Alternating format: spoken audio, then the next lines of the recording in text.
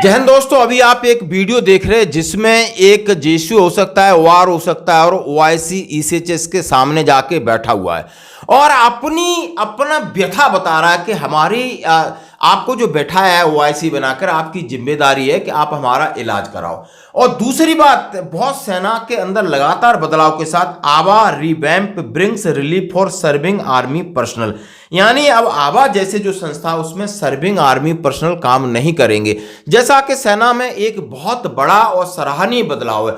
दोनों चीजों को मैं कवर करूंगा। सबसे पहले आप इनका वीडियो देखिए, फिर मैं इस बदलाव की बात। आपको बोलने का दायित्व ही नहीं है। आप साहब से मैं बात कर रहा हूँ, मैं अपनी समस्या साहब के पास लेके आया हूँ। ओआईसी मेरे हैं श्रीमान जी, हमारी समस्या का समाधान नहीं करेंगे तो कौन करेगा? अब कार्ड अगर हमें नहीं देंगे, हमारा दवा कौन करेगा? तो दवा हमारी, मैं अस्वस्थ हूँ तो मेरी दवाई कौन करेगा? ये नहीं करेंगे तो कौन करेगा? ये लिख के दे दे, हम नहीं देंगे। आदर्श है, बहुत अच्छी बात, हम चले जाते हैं, उच्च अधिकारी इनके ऊपर बैठे हुए हैं, हम वहां जाएंगे, अपनी समस्या रखेंगे। मुझे प्रॉब्लम है तब तो हम आपकी समस्या है भाई। 2-3 दिन से दौड़ रहे हैं कि मुझे मेरा कार्ड दे दो, मुझे मेरा इलाज करवा दो। महोदय जी न इलाज करवा रहे हैं, न दवा दे रहे हैं, न अपनी मेरी समस्या का समाधान कर रहे हैं। बताइए ये कितना बड़ा अन्याय है। ये अधिकारी हैं, झूठा आरोप लगा दे। महोदय जी आपसे निवेदन ही करूंगा कि हमारी समस्या का समाधान आप करिए, और नहीं करते हो तो हम कहाँ चले जाए? हम यहीं बैठे रहेंगे, 24 घंटा यहीं बैठे रहेंगे, 72 घंटा बैठे रहेंगे। हमारे साथ देखना कितने भारतीय सेना के भूतपूर्व जवान यहाँ उपस्थित होते हैं। आप देखिए कितने लोग यहाँ आते हैं सर, आप देखना, केवल हमें मैसेज करना है कितने लोग आपके समक्ष यहाँ धरना देंगे। अगर आप ऐसा मेरा दवा नहीं करोगे, मेरा इलाज नहीं करोगे, मुझे न्याय नहीं दोगे तो महोदय जी मैं कहाँ जाऊंगा? जैसा कि आपने देखा, उन्होंने कहा है सेना के अंदर हमने सब काम किए, हम हमेशा आपके भरोसे हैं, हम आपका हमेशा सम्मान करते हैं, और हम आज आपके इलाज के लिए आए और आप हमें उस चीज़ की कोई और कुछ इशू हो सकता है। आप इनका वीडियो देखिए, कितना बंदा परेशान है। तो ये है स्थिति की, जहां पर चाहे ईसीएचएस हो, चाहे आबा हो, चाहे सीएचडी हो, किस तरह की लोगों की व्यथा है, किस तरीके से जेएसयू जवानों के साथ भेड़ बकरी जैसा ट्रीटमेंट किया जाता है।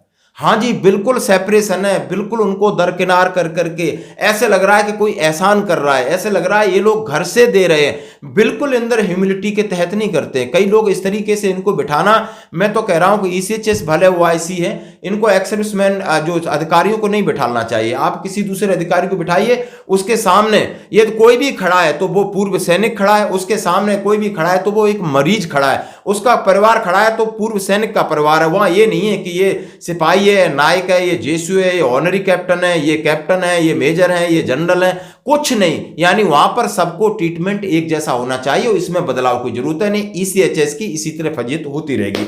अब जरा मैं बात करता हूं आबा revamp bring of relief. Colonel Amit साहब ने कहा है, बहुत सराहनीय पहल है। उन्होंने कहा serving army personnel will not have a perform duties of the army vice welfare association. जैसा हम सभी जानते हैं, पहले एक लेटर निकल चुका है कि सेना के अंदर आबा आपका दिल्ली में है या आबा आपका यूनिट लेवल का है, आप समझ सकते हो, जिसको फैमिली वेलफेयर सेंटर बोलते हैं, चाहे फॉर्मेशन लेवल है, वहाँ पर जवानों का इन्वॉल्वमेंट हो या जेएसयू का इन्वॉल्वमेंट हो ना के बराबर होना चाहिए। वो एक प्राइवेट मीट है और वहाँ उसी तरीके सा ऑर्गेनाइजेशन, उसी तरीके लोग होने चाहिए। जैसा कि यूनिटों में हम बहुत ज़्यादा शोशाबाजी और ड्रामा गैर मतलब का करते हैं, इसके ऊपर बहुत सारी चीज़ों के ऊपर अंकुश लगने वाला है और लगना भी चाहिए। सैनिक किस काम के लिए गए हैं, जरा उसी काम को सैनिक को करना चाहिए। जैसा कि कहा गया है, serving army personnel will not have a perform duties of army by welfare association undergoing a major restructuring with the implementation of new memorandum of association, MOA ने ये लिया है, which clearly specifies no serving army person will be a member of society। ना ही आबा का सदस्य होगा, ना ही उसके अंदर काम करेगा। Earlier serving person used of honorary member of ABA and officer used to be detailed as a welfare officer who had to work in interface between army and ABA। यानी कुछ ऐसे सेना के अधिकारी वहाँ नियुक्त कर दिए जाते हैं, आबा और जो आर्मी चैनल है उसके बीच में इंटरफेस का काम करते हैं। आल्सो आबा has to delink from all commercial volunteers presently being run it by received profit directly to the such ventures of cases in the nomenclature of the। उन्होंने लिखा है इस तरीके की चीज़ें हैं कि जो भी इसके अंदर जो बदलाव किए गए उसमें सेना के नहीं होने चाहिए थे। उन्होंने कहा आबा unit allied to be allowed of the battalion level, now it restrict to the corps level above all area headquarter command by lieutenant general। यानी इसके अंदर चीफ इन्फो कमीशन, मतलब उन्होंने बहुत सारे ऑर्डर दिए हैं। उन्होंने कहा है कि आबा का जो काम है वो इफेक्टिव होना चाहिए था, जो आर्मी वाइफ वेलफेयर एसोसिएशन है, और उस तरीके से एक ऑफिशियल होना चाहिए। ये एक गैदरिंग, एक तमाशा बन के रह गया है कि बड़ा एक सेलिब्रिटी लाओ, ये लाओ, वो लाओ, उसमें गैर मतलब के काम होते, वो नहीं होनी चाहिए। जहाँ ज़रूरत है और जुनून है वो काम होनी चाहिए। जैसा कि सेना के अंदर बहुत सारे आपने आदेश, बहुत सारी चीज़ें, नए नए नियम बनते आ रहे हैं, वो आप बहुत देख के आपको हैरानी होगी कि नहीं, सेना में बदल तो रहा है लेकिन हर चीज़ एकदम नहीं बदलेगी। और मैं जनरल पांडे साहब को सल्यूट करता हूं कि उन्होंने इसको इनिशिएटिव लिया है और बहुत ही सजे मजे ढंग से उस पर काम कर रहे हैं। अलग हर प्रकार की आपको एडवाइजरी आपको देखने को मिल रही है।